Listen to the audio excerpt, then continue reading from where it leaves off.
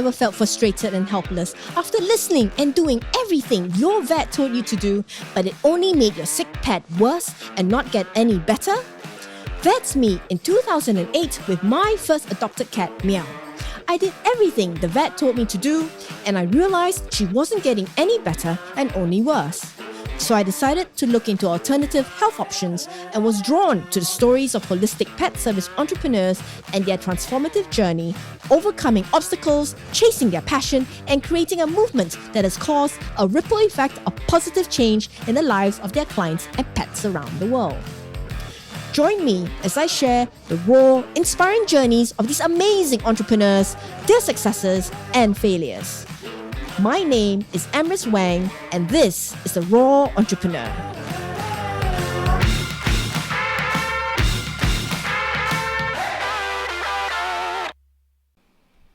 Good morning, afternoon, evening, wherever you are in the world right now. This is Amrys Wang of The Raw Entrepreneur. Today's episode is with Dr. Conor Brady, author of Feeding Dogs, Dry or Raw, The Science Behind the Debate, and founder of Dogs First in Ireland. I've given my vets a copy of his book, hoping that it will help open up the minds of more vets in Singapore. I love this interview for oh so many reasons. His lyrical Irish charm and the gift of the gab definitely made me miss my UK days. This is his story. Who is Dr. Conor Brady? Oh, great. I love talking about myself. Nobody ever asks that question. Who is Dr. Conor Brady? Well, I don't know. Where do I start? Do I start as a young kid? I was about, I always had this at the start of my book. I kind of get into a little bit of it, but I didn't want it to be that sort of book. But, I always was attached to my dogs, very, very close to them. I don't know why, but I was a very doggy kid from young. I was the youngest of 5 brothers, and my older brothers were off doing things, and I was the baby that was kind of a little bit annoying. So I think by the time I was 11 or 12, my mum thought I was acting up and being a bit of a 12-year-old boy, and thought, well, this guy would benefit from spending a bit of time in picking up poo in the animal shelters. So initially I thought, oh, mum, what? So I get to the local animal shelter, which is a 45-minute drive from where I am. And my mum used to drive me there, or dad, sometimes one of my brothers would drive me there and wait for 2 hours while they picked up all the poo and did the work and then brought me home again. Like, that's a serious investment of their time, but purely because they wanted me to get involved with something that wasn't just, sports and acting the maggot, as we say over here. So I really fell in with that from a young age, and I saw the dogs coming in, so I was exposed to it from a very young age that this isn't fair. People, you turn up for work on Saturday morning and there's dogs tied to the outside of the animal shelter, and that this is wrong. There's something wrong with society that we do this, particularly old dogs. People, particularly over here, I'm not sure about in Singapore, but over here, people will abandon an old dog to get a new dog. So they just leave can you think of any? They should find those people, and that is just not right. It's just to do that to a dog that's been living with you. So that was the start, and then from in there I went into college, did zoology in college, and did a doctorate in nutrition and behavior, and that was the start of me kind of getting in with animals, and wasn't quite sure if I wanted to be a vet. I don't think I had the smarts to. You have to get nearly full points in your exiting school exams. We call it the leaving cert. And you have to get nearly full points. I mean, complete nerd level 100, and I was never going to be that. I was always too much messing around. So, so I think I went another way, and then I went into guide dogs for a few years, and that was my entrance into the doggy world. I'm lucky to, since starting with guide dogs, and then I left guide dogs to get into pets full time, pet food manufacturing and lecturing and that kind of stuff. I'm lucky to be getting paid for it now, just about. With the little bits and pieces you try to do. So I'm in a pretty good position now, but it's been a very long road. Like, I'm 40 now, and for the last 10 years, it's just been, living hand to mouth, trying to make raw dog food work in Ireland. There was no market for it in Ireland. People didn't want ground up fish in a tube, in the middle of a football field in the rain. And I'm saying, do you want some fish? And they're like, what? Not for the dogs. No, they eat dry food. You're going to kill them. It has been difficult, but now I can see the sea changes happening, and it's becoming easier to chat to people, and now people are picking up what you're putting down a lot easier. And so it's becoming easier these days, but it's been a bit of a slog. But I'm sure you know that yourself, working with pets, working with animals, not easy, not an easy field to be in. So that was the start of it. That's the background to me, really. Yeah. So why? Okay, so you started with guide dogs, you said. So Yeah. how did you get into that? I was away. I left after my doctorate. I did the doctorate. I got it done pretty quickly, and I just said, "That's enough of that." And I ran away to South America for a year with my friend, with 3 friends, and we did the whole South America. They call it the Gringo Trail. So it's you just start at the bottom and you make your way up through the countries, and it was great fun. And after a year of that, of growing my hair long and my beard, and I was like, I came back going, my God, what am I going to do with my life? Nobody really wants you. If you do a doctorate, people think, oh, you're so specialized, but you're too specialized. Like, you specialize into a tiny, tiny field of one particular subject in science, and you come out and people don't really want that experience. And so I was a bit lost. And then this ad for guide dogs came up. My girlfriend at the time, I was still doing bits and pieces with dogs, doing a bit of training. They said, oh, guide dogs is for you. And so I joined and became a pup supervisor. And that's where you're looking after the families that train the pups for the first year of their life.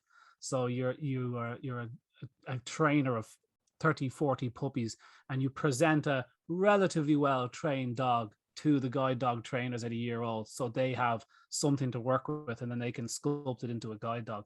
So that was my time with Irish guide dogs. But then I got a job in Australian guide dogs, because it's nice walking around in the sunshine as opposed to the lashing, eternally cold weather in Ireland.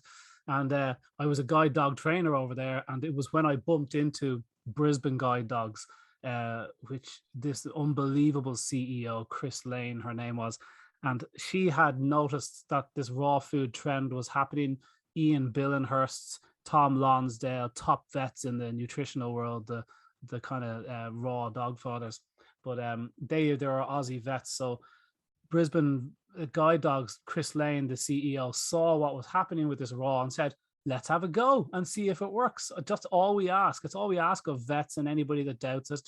Just try feed your dog real food for a week and tell me I'm mad. Don't just tell me it's wrong. Be a scientist and do an experiment.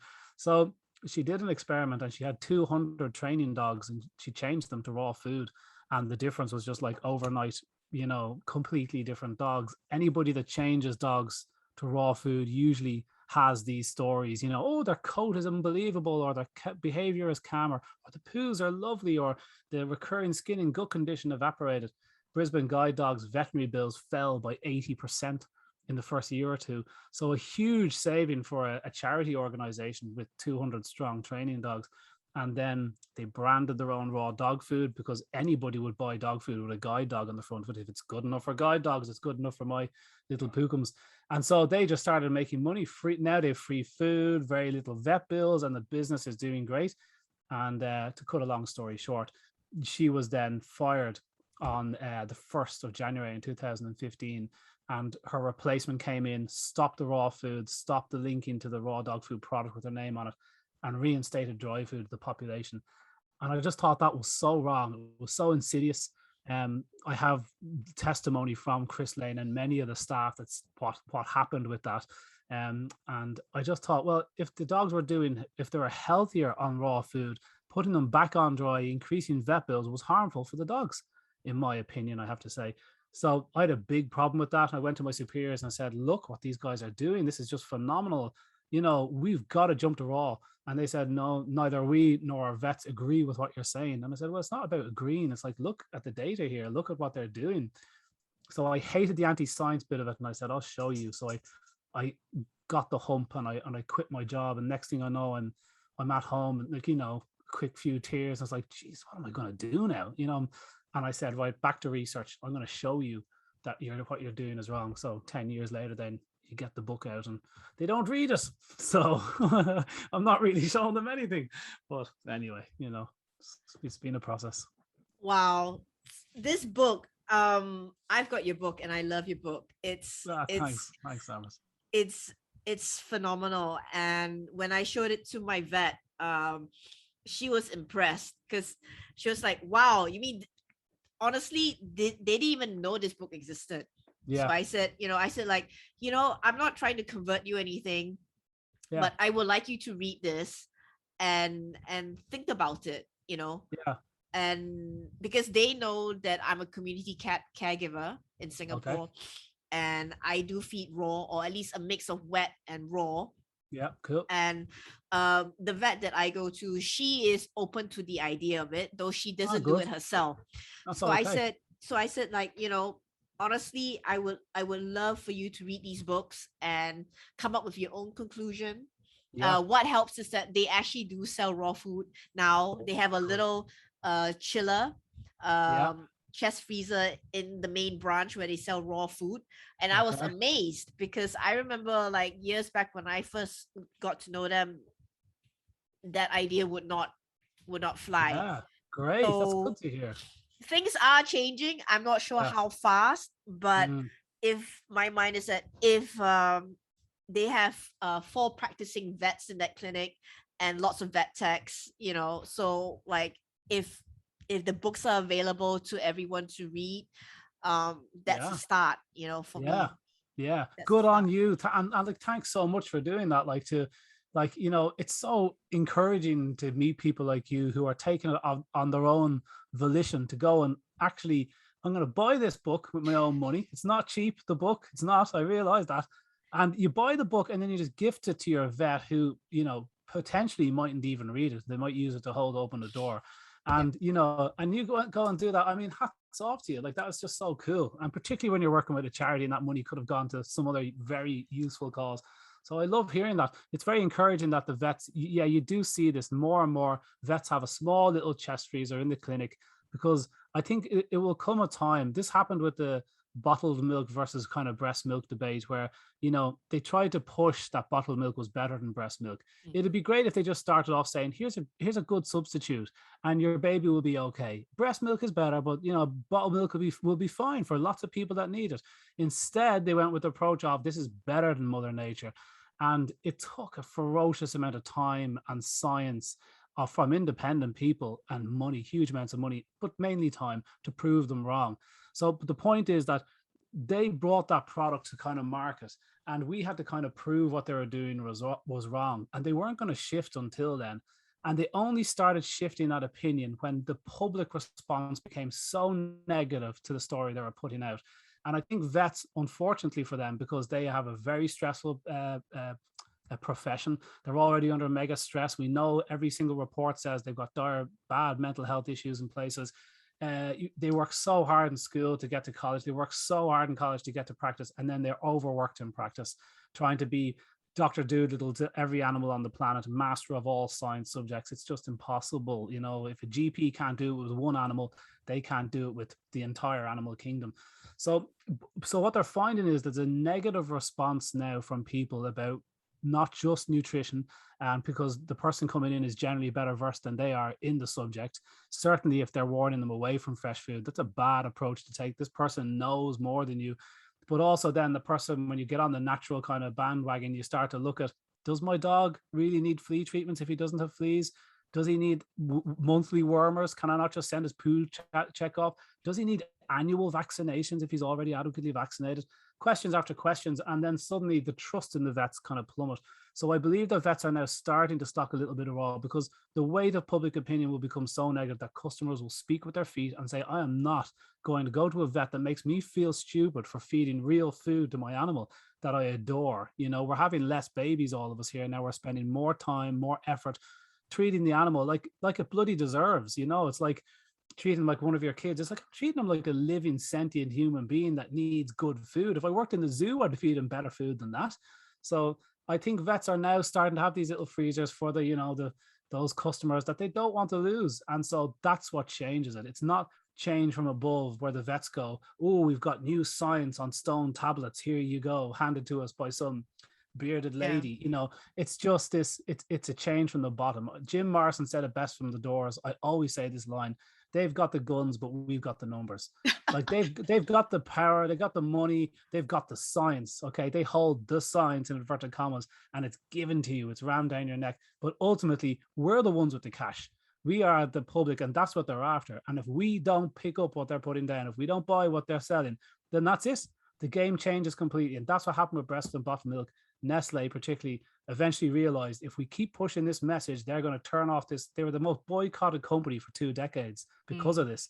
And if they didn't change tax soon, they would have, their cash flow would have been destroyed. So they change and go, of course, breast milk is better. But if you do choose to follow on, so that's the message now. And that will be the message with dry food. It'll be, of course, fresh food is important.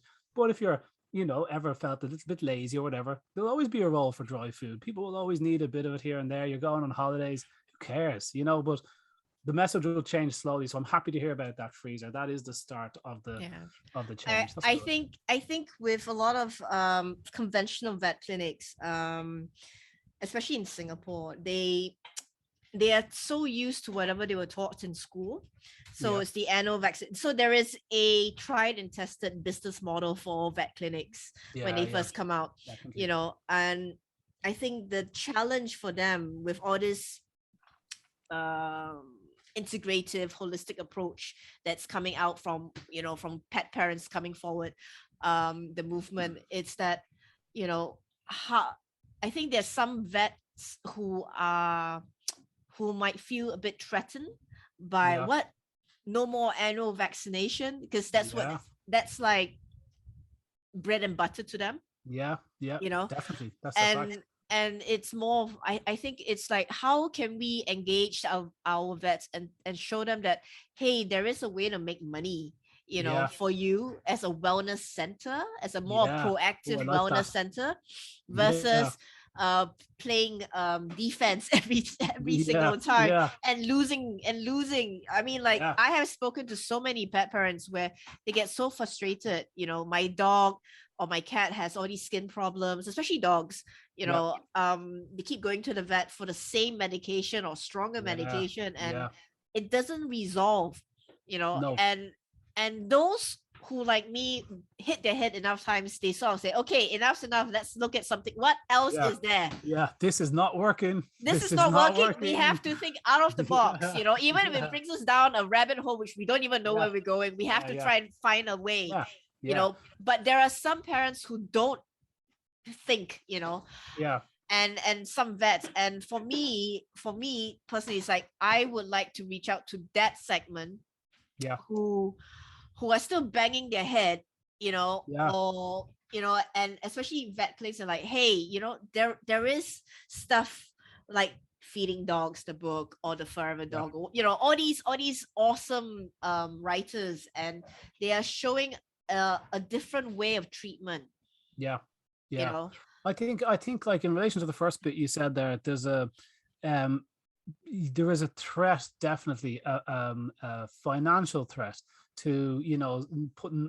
Vets wouldn't like to admit to this, because that would admit that their money comes before a decision of good health. So I have to assume that the vast majority of vets get into veterinary because they love animals, and the vast majority, when they're giving you this incorrect information, do mean the best. They do believe that raw is going to kill your dog or your baby, and they do believe that annual vaccinations was a good idea. Now, in hindsight, it's just so preposterous. There wasn't a single study to suggest the vaccines wore off, only challenge studies to show they lasted a long time.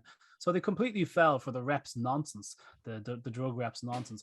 And so they don't want to admit, maybe to themselves, that there's a serious financial impetus for them to believe this nonsense. Their mortgage does depend on the animal coming into them every year. And so you can fall for things a lot when your mortgage depends on it. You can do wrong things when you really need that money. So that's absolute fact. But I think that vets at the moment would do well to look at the likes of Wiley Vets, WYLIE, Wiley Vets in Essex in the UK.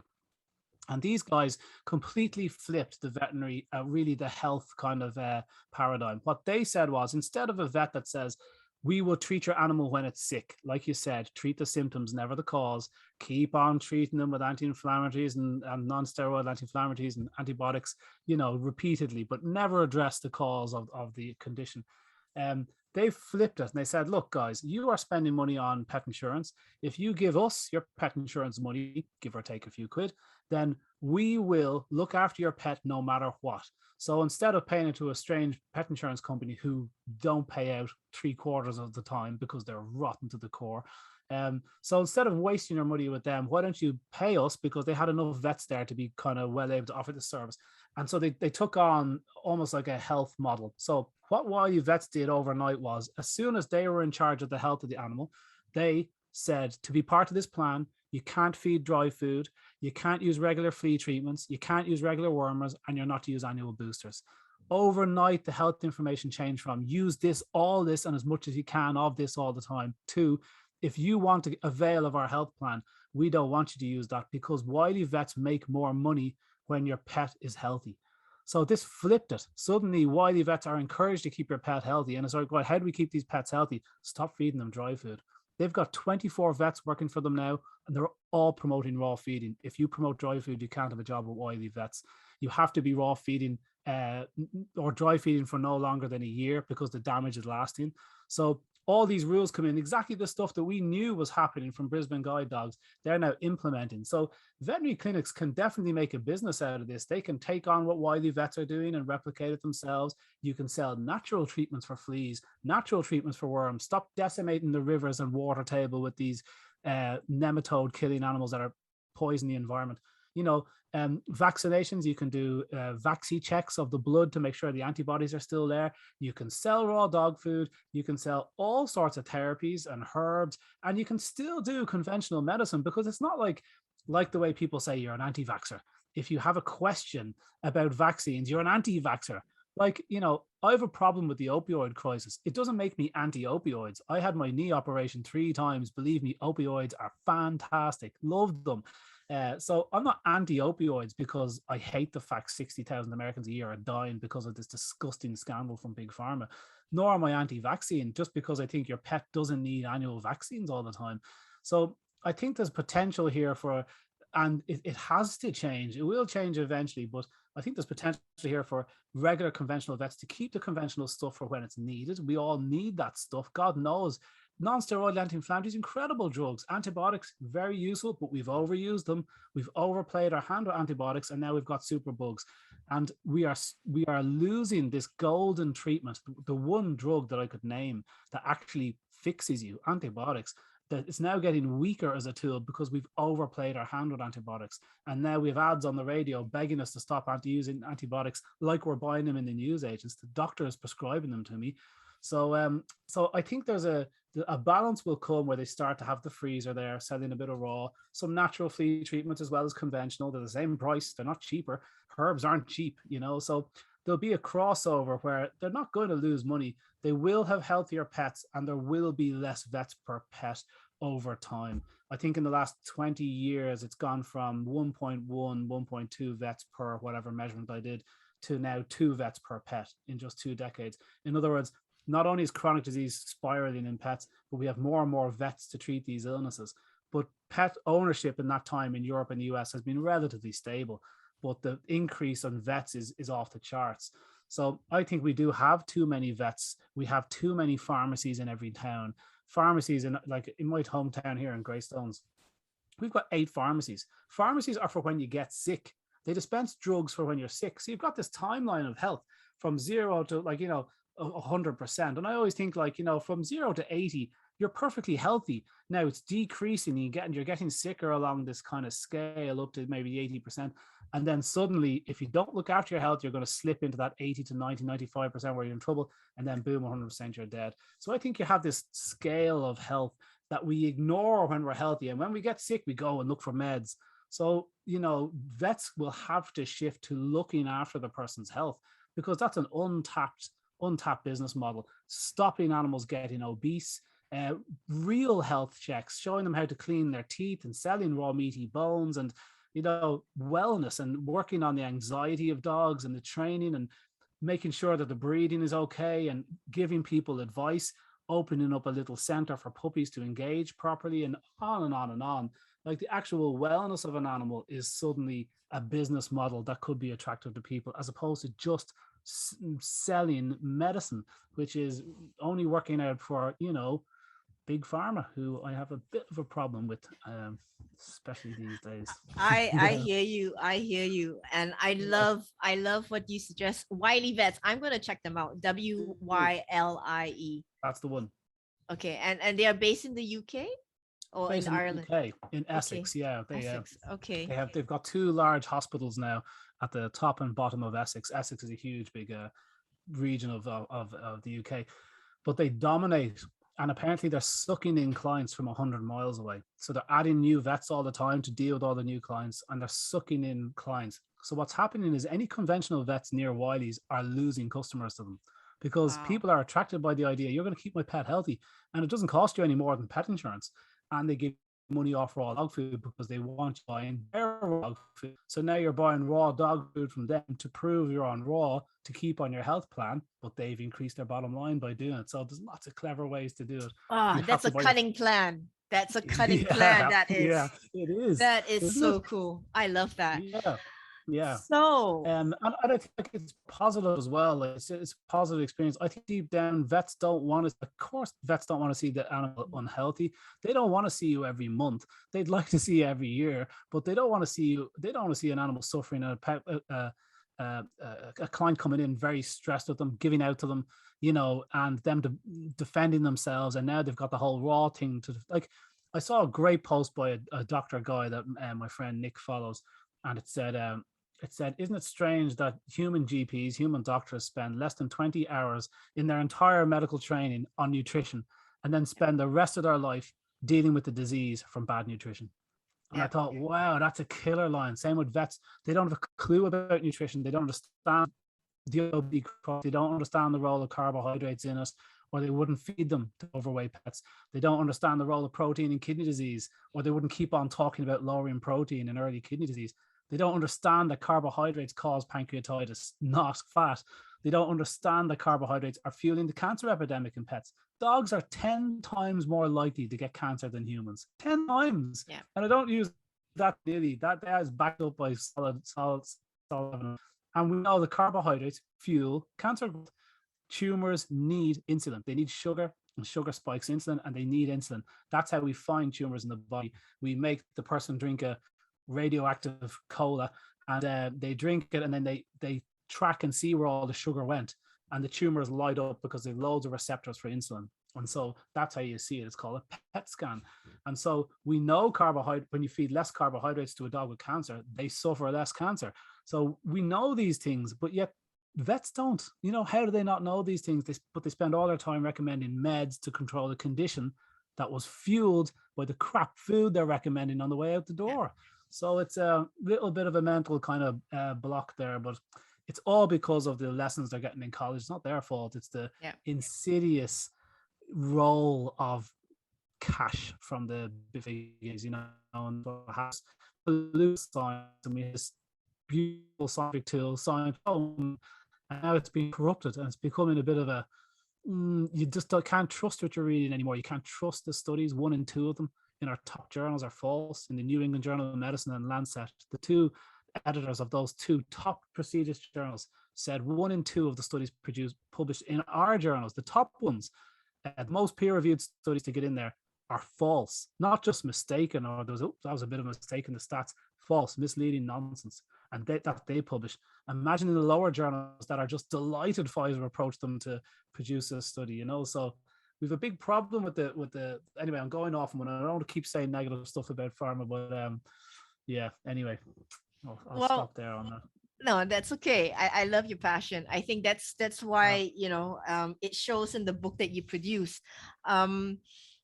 With writing a book that you wrote, Feeding Dogs. Did you say it took 10 years? How many years did it take for you? Wow. 10 years and near marriage.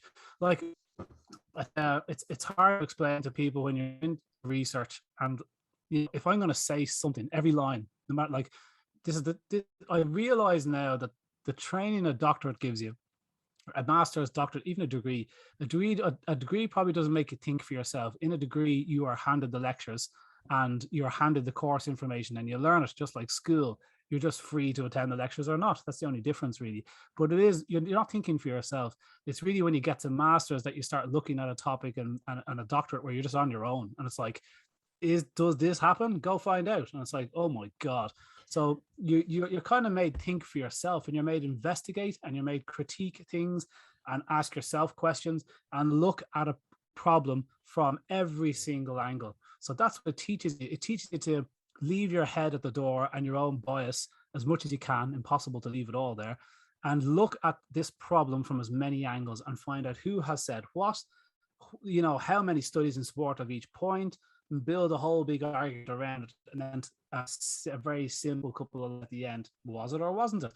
So in the middle, a huge approach to our question. So when we take on the book is divided into 4, and the first section is the dog a carnivore or omnivore? If he's a meat eater, or if he eats a little bit of plant matter, how much plant matter?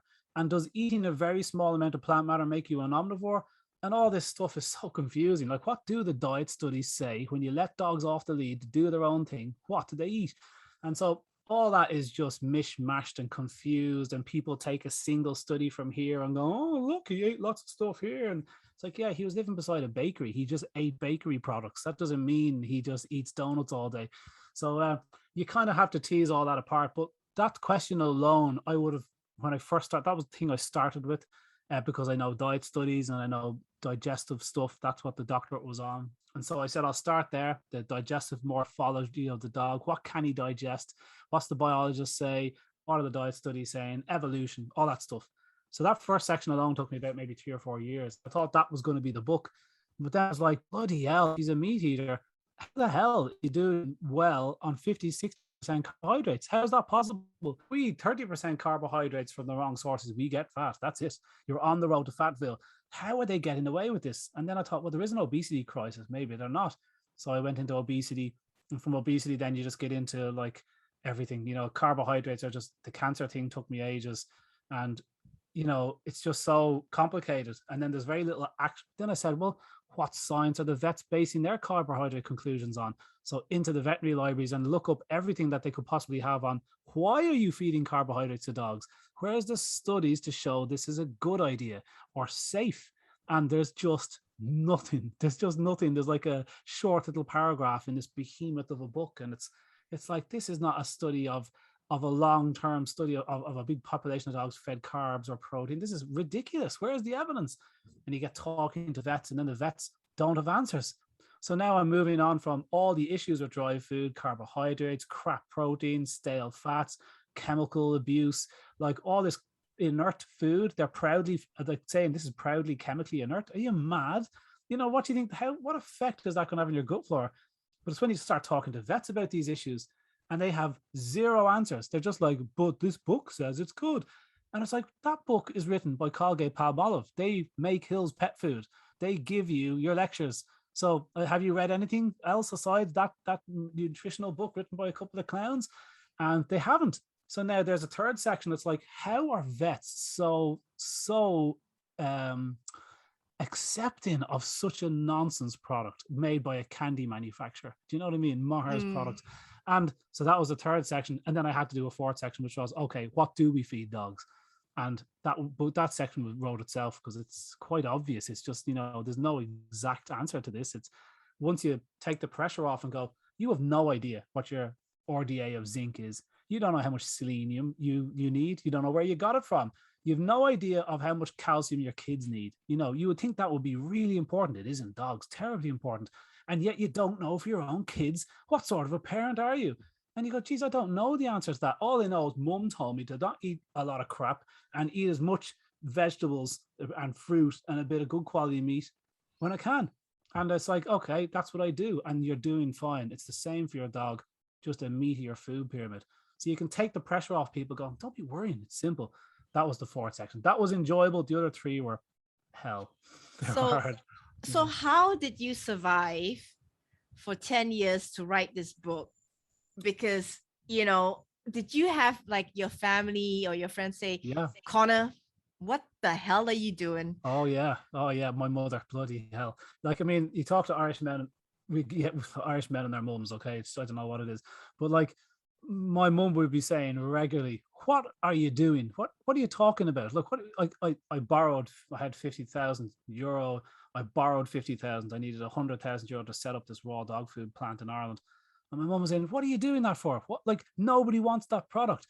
And like, everybody feeds dry food, Connor. It's not a conspiracy. It's everyone feeds dry food. All these vets are wrong and you're right. Why do you have to be so different? And it was only years later, after the product does well, and I was on TV on this show called Dragon's Den. You probably have an equivalent in Singapore. And it was only when my mum was walking down the beach, she bumped into some guy with 2 dogs, and he happened to be feeding them, real food of some kind. And she came back to me 4 or 5 years into this process now. I've got the doctorate, I've got the bloody product doing well, I've been on TV, and I'm making a difference. And then my mum comes up to me one day, she goes, Connor, you'll never believe it. I met a guy on the beach, and he has 2 dogs, and he feeds them real food too. And I was like, so what, mum? And she goes, so there you go. You're not an idiot. And it's like, Jesus, what? How is that? So, but that's look, I don't know why I'm going into my relationship with my mother here, but so she would definitely have been of the ilk, just get a normal job and stop stressing yourself out. And a lot of people around me, because I would have been desperately broke for most of that time. The product wasn't selling as well as it should. I was selling it too cheap. I want to make a difference, and so everybody can buy the product at the right price. Wrong. If your business doesn't make money, you're gonna die. So that's it. You won't make a difference if your business closes. I wasn't ruthless enough to understand that, so I was very stressed at that. Then I started helping other companies get their products off the ground, but undervaluing my role there. I got out the front and said, look, and helping them grow this business from zero to hero. But really, I was undervaluing myself, working so hard and really doing it for somebody else because I was afraid to do it myself again. So luckily, I have a wife who is an accountant, and she has a good job. And when my money fell below, critical levels, and I couldn't feed myself, and she finds out, then I was able to say, look, I can't meet half the mortgage this month, and that's that. And she was like, okay, on we go. And as absolute patient as she was, and she was, 10 years is a long time for that to be. There was periods of money as well. Things happen and things go well. I'm in an okay position. I've got various things on the hop, but for a good few years, it was very, very stressful, very demoralizing, and very few people. Your friends don't know what you're doing. Your family don't understand it. Your wife doesn't really want to hear your sad stories every day. It becomes like, Jesus, will you just get a job? You're very employable. Just get a job with a nutrition company. And it's like, no, I'm telling you, I want to do it this way. I can't work for somebody else now. I'm too far in the rabbit hole. I'm not coming out. I'm stuck. And so it's, that is very, very difficult. And if I didn't have the support, I never would have got that book out. So I do say at the start of the book, I am so privileged. I'm in a country where I can do a doctorate for free. I go to college for free. I can choose to do a doctorate. I could back in the day. Things are a bit more difficult now, but it's not expensive here to do it. So we're in such a privileged, disgustingly privileged way that I have enough food, I can live, and I can go to college and get a doctorate. And I'm not exactly the most intelligent guy in the room, believe me. Some of those people in there would be like, they're so smart, you can feel them thinking. It's like, Jesus, they're just, it's intimidating. But and then my wife had a good job, which took the pressure off me, and we delayed having kids for a few years. And when we did have them, then I was just starting to get comfortable, that I could actually meet the wages every month without stressing. So yeah, no, people don't see that side of it. It's a good question. Making money in animals is hard, particularly when you give a shit and you don't want to produce a crap product. I could stick my name now on a crap dry pet food product and ship it anywhere in Ireland and the UK and make lots of money. Raw dog food is difficult because it's hard to ship. It's not an easy product to do, but I have done it as well as I can and kept it as regular as I can. And then you get a bit of fame, and then, people start coming and getting consults and stuff. But for everybody else, for every one of me, there's 10 people that couldn't do it. Perfectly good canine nutritionists that, can't keep enough business coming in the door for them to get the business off the ground, and that's the way they do it. They stifle you and they keep you down because they don't want this message coming out, Thankfully, social media doesn't silence us talking about pets. We can say whatever we want, unlike in other fields where they do curtail what you can say, depending on what the man tells you can say or can't say. So luckily with social media, we can talk and say what we want about pets. And that's why this raw movement is just exploding, because we can say what we want. People are free to listen. People aren't stupid. We're all as intelligent as each other. We're just good at different things. But everybody knows a true story when they hear it. It's a fact. You just hear the message and you go, Jesus, that is true. There's just no doubting a person sometimes. And everybody that speaks about raw food has the same inclination from you, me, anybody I've met. You just know it's the truth as soon as you talk to them. So that comes out. So what would you say was the biggest lesson you learned? Because you said you started your own raw food business, you know. Good questions. Biggest lesson I learned, I had a lot of, I think the mistakes are the biggest lessons. You have to learn from your mistakes. There's a great book called Black Box Thinking by Richard Syed, and he also has done a book called Bounce, which is unbelievable, so interesting. Black Box Thinking is all about this, the difference between pilots making mistakes and healthcare professionals making mistakes. Really, really interesting stuff all through it. But I think some of my biggest lessons were from my mistakes. Like I remember one day somebody told me there was a monk, a kind of a strange little old man living in the mountains where I live in Wicklow, which is a mountainy part of Ireland. And I heard there's a monk in the forest, and he's shipping in these huge statues from India. He just liked doing it. And they said, go meet this little large monk. And he was a priest, and then he went over to India to be a Buddhist monk. And now he's back here doing weird stuff in a forest. So I said, sounds like my sort of day. So I went out there with my wife and walking around the forest and looking at these huge statues. And we get to his little shop, his little gift shop. And there's nobody around. And I said to my wife, I could just steal anything from this shop. There's just nobody around. And a little old man comes out with a little cane. He looks so Irish, just a little old. And he goes, what you want? It's a tax dodge. And a tax dodge. He goes, I'm just trying to get these statues in, have a little shop and protect the tax man. And I said, are you the economist / priest / monk? And he goes, yeah. He goes, what do you do, son? Started telling him I had this dog food company. I'm trying to get it off the ground. And he goes, why?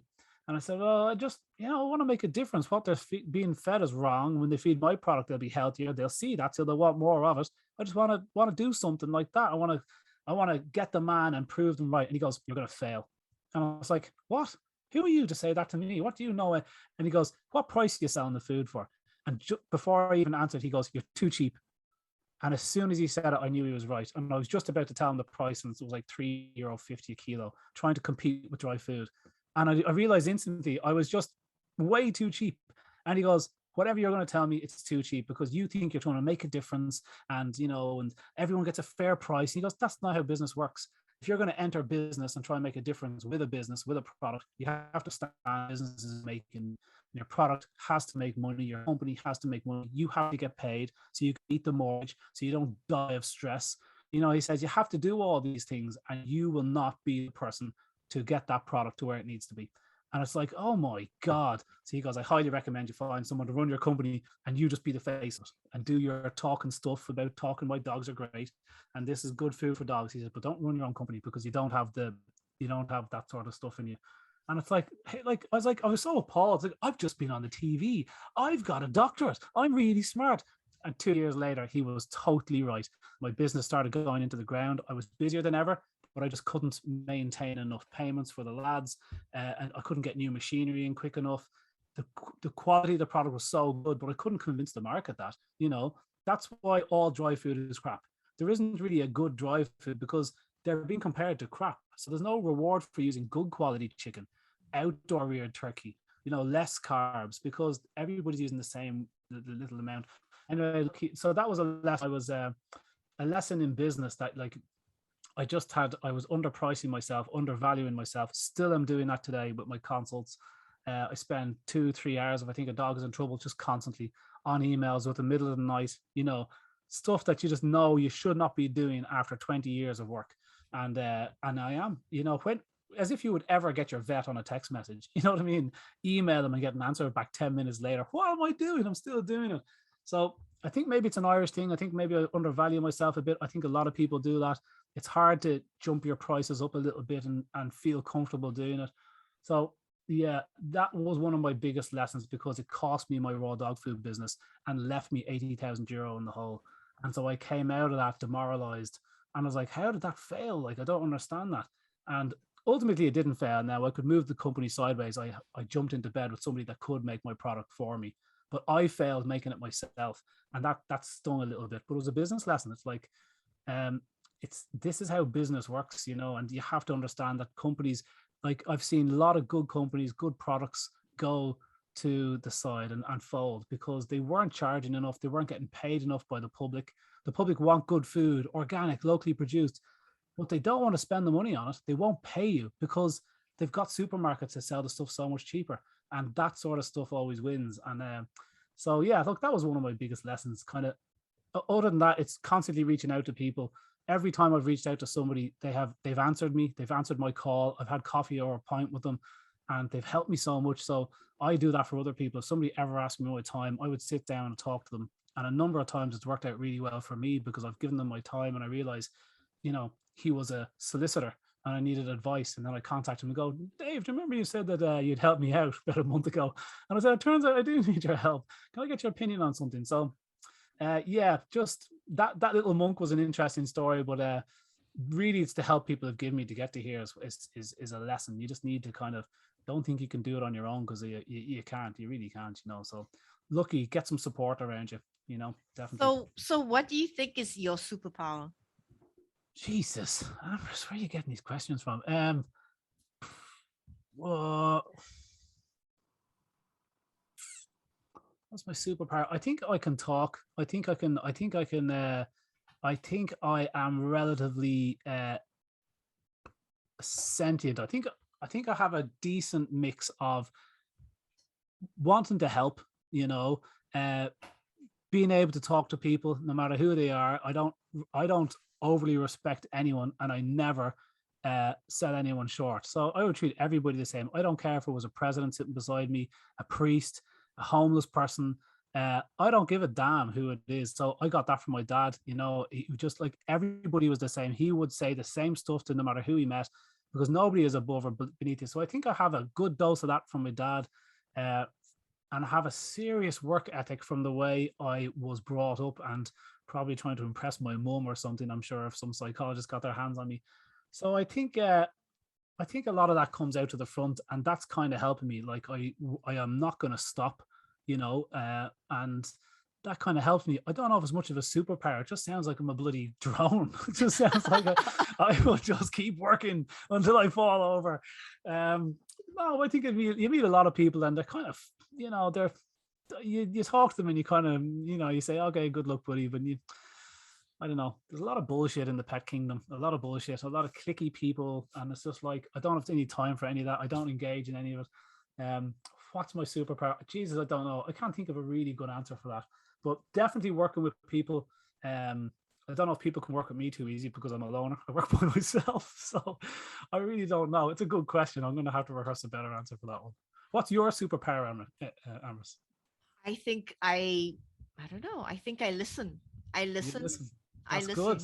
I that's listen. a good one. Shit, that's a good one. I wish I said that. That's a good one. Damn. Okay, I'll use that in future. But you know, once you wrote the book and you got it, you know, you finally got it published. Getting it published, how was that? What was that like? Oh, I self-published it. Now it makes me sound shit. I self-published that book. Like there was really no way I was going to get anybody to publish that book too easily. They would make me take the tone out of it. It had a lot more curse words in it before my second copy editor. I got past the first one and I said, look, this is the way I want this book. I want people to be able to understand. I don't want to dumb it down, you know, tough luck if it's too hard in places, but like I'm not going to dumb it down, but I am going to write it in a way that people can understand it, even if they have to take it paragraph by paragraph, cup of tea by cup of tea. And so I think I went a little bit too far at one stage. I probably had used a couple of curse words too much. I can't help it. And so it was never the tone of it. Also, the third section, which goes on about big pharma and some freedom of information requests and very hairy topics that land people in court. Yeah. Because I'm a researcher, I back up every single thing I say. I don't leave myself exposed. I had 2 barristers go through it that cost me €4,500. But no publisher was going to take that up too easy. It was a hot potato, particularly that third section. So a few things were going against me. I was in a rush.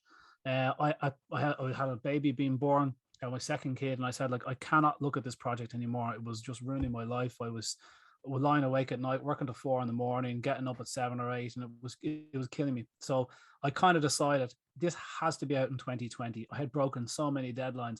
So really by midway through 2020, I had no hope in getting a publisher. I still had to bloody do so much with the book. And I was like, so by the time I got it out at 20th of December at the end of 2020, and so and I had a few mistakes in it. So I had rejigged it then early January.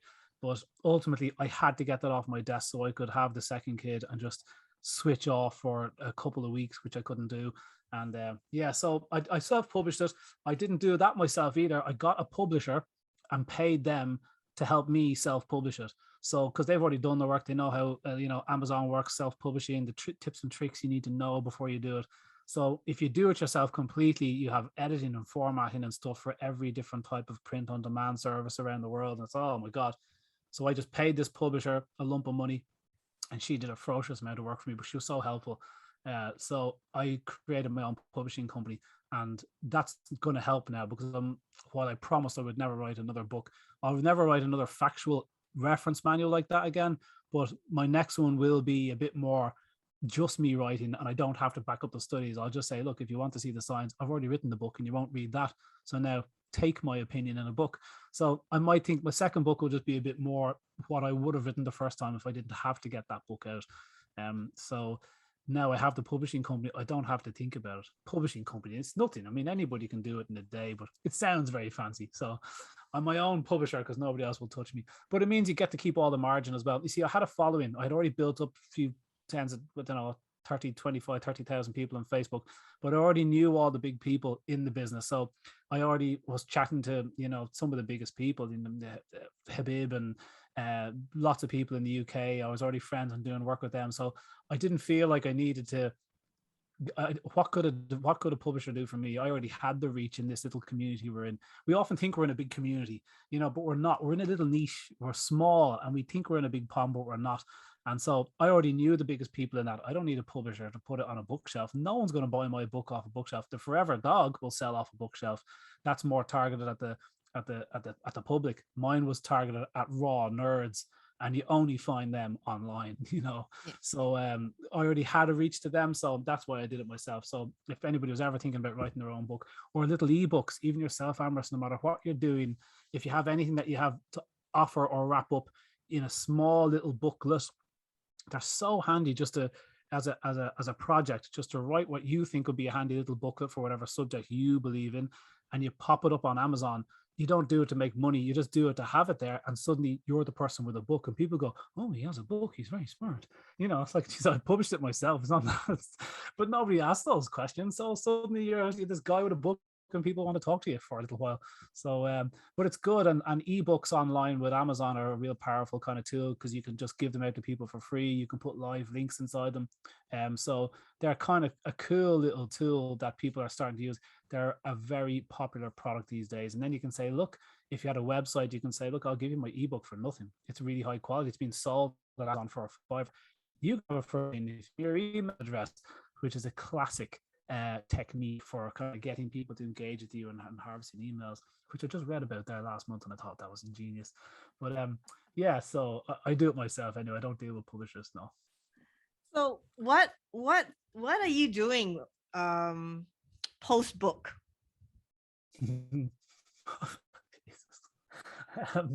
Post book, the few months after that, from December, January, I had the kid, February, March, April, you're just trying to promote the book as much as you can. You're talking to as many Amryses as you can find, and you're writing stuff. But like, I have a website that I'm revamping at the moment. Like, it used to be extremely busy. I used to have hundreds of thousands of people reading that website, but Google changed its algorithms over years. So I used to make a pretty good income from selling my supplements, my range of supplements here, and from people reading my articles. So that was good income from me, and Google pulled the carpet away on that one.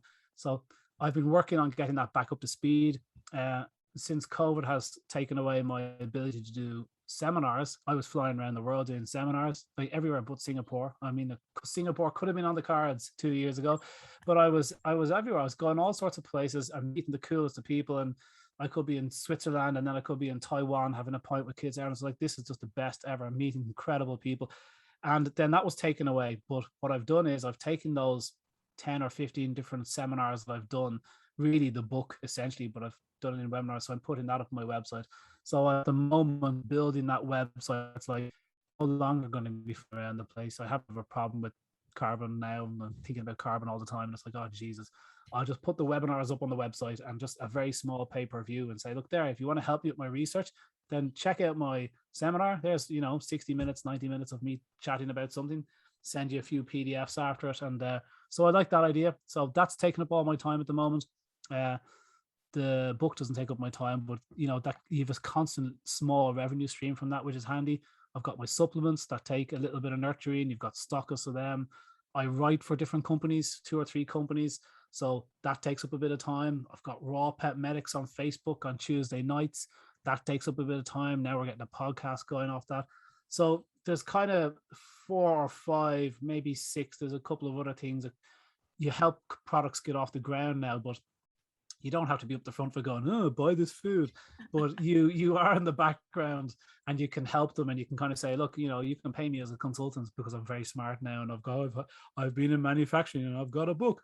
And so that works for a little while people remember you have a book. And so you can ride the back of that for a little bit. So I'm finding that I'm in a little bit of demand to help people formulate products, get companies off the ground. I know all the failure points and what people are looking for, what way the market's going. So I'm strong in all that now. So you can work with companies as well. So that is good income because you can set them off on the right foot. So that brings in quite a good income at the moment. So I spend a bit of time doing that. But mainly it's the website and webinars dominating my head. I cannot wait till that is finished because I'm just, when you've got something that you need to do and you just keep doing everything else but that one thing. Yep. And it sits on your inbox and you're looking at it going, Jesus, please.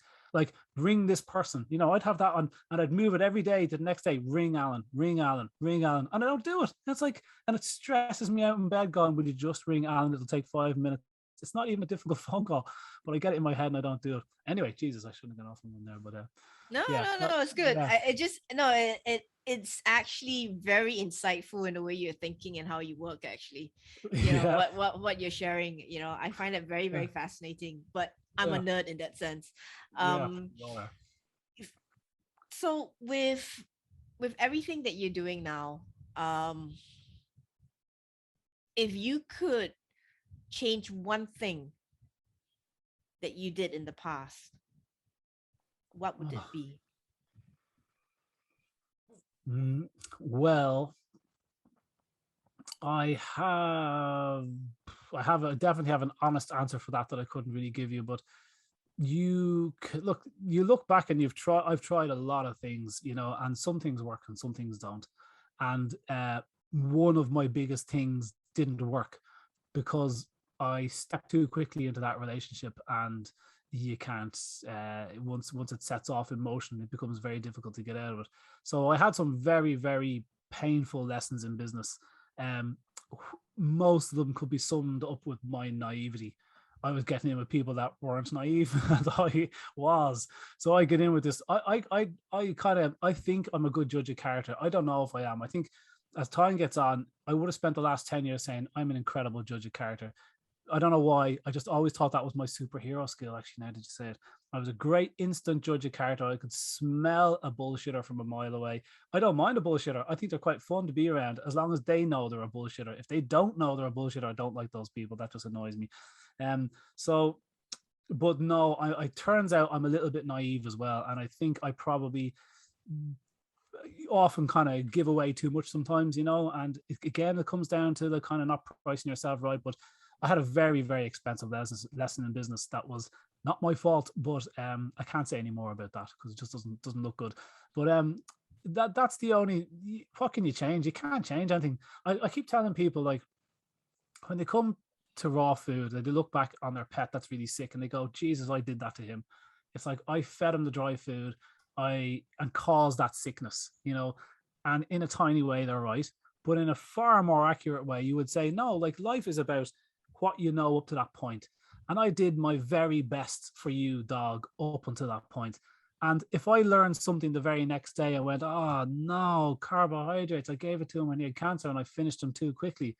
But like, there's no point in kicking yourself about that, because at the time I was making every decision I could with the best of intentions. And I think that's all you can kind of do. So I've made so many mistakes now, but I really don't kick myself over them. that I can think of. I don't. It's like every single time I did it, I was under the kibosh. I had to make a move. You know, I trusted the guy, or that was a friend, or you know, you can look back and go, oh, that was stupid. But look, you know, what can you do? You make a decision at that time. It's usually at the time the best possible decision you can make. And then in time, you realize actually that was pretty shit decision. But you go, look, what could you do? At the time, it was the right one. And not all of them are going to work out. That's what happens, you know. So, but I don't kick myself over. I do kick myself over some things maybe in life, but business wise and what we're talking about here, that kind of stuff, never. It's like, look, you learn and you get better and you accept your mistakes. And like Edison says, I've 1,000 ways how not to make a light bulb. That's what this black box thinking book did for me. It's kind of like everything is based on mistakes. Every bit of improvement you make is based on mistakes. Every game you lost in sport, everything you do, every love lost, and all that crap was some mistake you made. And so don't beat yourself up about it. Just go, well, it's not going to happen that way again. And if it doesn't, you know, hey ho. So I think there was a great story from a guy in South Africa. He cost IBM like millions and millions of dollars because, I don't know, he put in a 7 where it should have been an 8 or something, you know, something tiny. And they said, so did you fire him? And he goes, fire him? He goes, it just cost me millions to train him. I'm not going to fire him. He's never going to make that mistake again. You know, and I thought, that's brilliant, you know. So I don't really beat myself up. So what would I change? I don't know. I really don't know. I think I took it too seriously for too long. I invested too much time in things, you know, and but I'm really happy with the way things have turned out now. So maybe it wouldn't have happened if I didn't work so hard. So I really don't know what I changed. I don't know. Nothing so far. What about you? Well, I think like you, I used to think, oh my God, I made so many mistakes in my life because, you know, I'm just that kind of person, you know. But now I actually realize if it wasn't for the fact that I made all these mistakes, I wouldn't be the person that I am today. Exactly. You know? And there's actually this Latin phrase that I actually really like a lot. It's called Amor Fati. Oh yeah. It's, you know, the love of life. You embrace life, the cool. good and the bad. Yeah. Because if it wasn't for the bad, you wouldn't be you wouldn't be here. Yeah, you know? I like that. That's good. It's like when they say, you know, you've got these peaks and troughs, and it's like you don't know you're on a peak until you've been in a trough, you know. So it's like you gotta have that. You gotta have that balance. And this Facebook kind of life we need to lead it for. It's like, click, here's me and my happy family. You didn't see the last 23 and a half hours where we're screaming at each other. You know what I mean? Yeah. So, you know, so for me, it's like every single fuck up in my life has led me to this moment today. And I used to be very immature. I still am, you know, and very shallow, which I still am, and judgmental, which I still am, but a lot more in the past. And, you know, I was a really judgy bitch. And I just realized, you know, if I want to grow, I've got to let go. And I just have to, you know, and I have to actually, you know, embrace warts and all of me. That is me. That's a fact. That is me, you know. That is something that will help me grow. And you know, so I really love and cherish this conversation with you because, you know, you've been so open and candid about everything that you shared, you know, and you've humored me so well because, you know, I'm I'm such a brat asking you all these questions. They're awful questions, but I know. They're brilliant. They're good questions, but it's much more fun than, like, you know, people have heard people talking about dogs all the time, and like I said, it gets a bit serious. It's way more fun just to be chatting.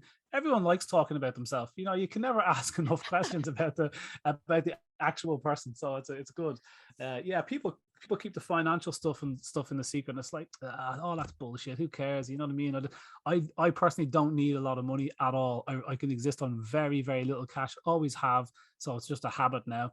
But like, I was influenced by another guy who wrote The 4-Hour Workweek, Tim Ferriss, and he was making this point saying, like, you don't need more than whatever, let's say 100K a year, because the tax man's going to take half it here. You need about 50,000 euro a year. So it's best it comes from 3 or 4 sources. But he says after that, money becomes a complete ball and chain. You stay in jobs that you don't like because you have a bit more money, but it's ruining your life. You know, you take on extra time and at night time, but it's not improving your life at all. You're ruining that bit of time. You could have been sitting on your arse and watching the TV, you know?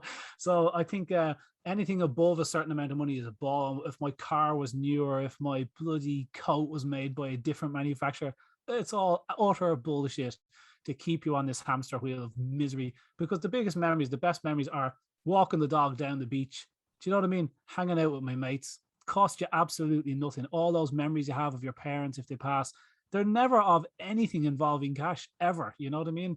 So, so I'm very, I have that in my head. I had a couple of experiences as a kid, like, you know, a friend of mine died when I was very young, and a couple of kind of calamities that kind of teach you from a very young age, like, you know, bloody life is short, you know, get on with it, and you know, quit whinging about it, accept the good and the bad, move on. So who would you say inspires you? Or who inspires you all this time? All this time, I don't know. I could change from day to day. I would meet somebody. I'd meet a friend doing something pretty cool, and I go, Jesus, that is so understated. He never said a word about that, but he's going through that. What a rock star. I could meet somebody in business. I could read somebody's book and go, Jesus, how could you ever put together such a cool book? I'd love to appreciate poetry, and if I did, I'm pretty sure I would think those poets are amazing. Artists, I'm not mad into art, but when I see your picture that you're using as a background, I think that's such a slick picture. Like, I don't know, you know, my wife, you know, working hard and doing her thing and very understated with it, whereas I probably wouldn't be if I was in her position. She's in a great position. But again, it's my lack of my lack of I don't hold anybody higher than me, and I don't hold them anybody. So I'd meet people and be very impressed by them and want to talk with them and go out for a meal and a pint with them. So that happens to me all the time, but I don't kind of hold them up there and go, you know, God status. I think maybe the first time I talked to Karen Becker and Rodney Habib, I had to admit to Rodney Habib, who I've got a good relationship with now. I mean, we're good mates. But I said, I cannot believe that I'm a bit nervous talking to you. I was so embarrassed at myself. I was so disappointed. And I think he liked it. And I just said, oh, Jesus, Habib, like, I was actually nervous. Can you believe that, talking to you?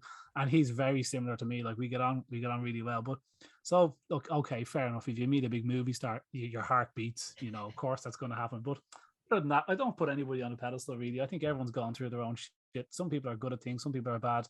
You just need to listen to them, you know, as you said, and just get to know them, and you realize they're all doing cool shit when you talk to them. So yeah, again, another wishy-washy answer to a good question. Generally, the good questions get wishy-washy answers because I haven't thought of them enough.